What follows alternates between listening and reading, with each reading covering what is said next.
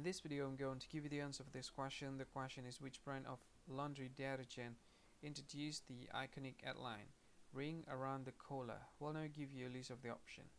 All, Tide, Cheer, and the last option is Whisk. And the correct answer for the question is Whisk. That's the answer. Hi, thank you so much for watching this video.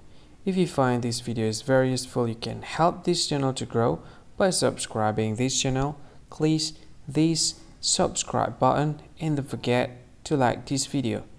And if you find this video is not really good, or you don't really like this video, or you kind of feel that it's a little bit offensive or something like that, you can click this one, dislike button. You can do that anyway.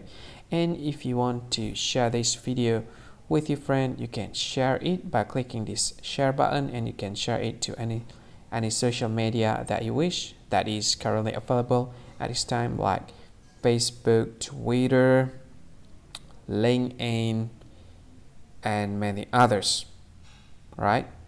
And if you want to add this video to your playlist, you can click this one. You can watch this video later, and you can find more options by clicking these three dots.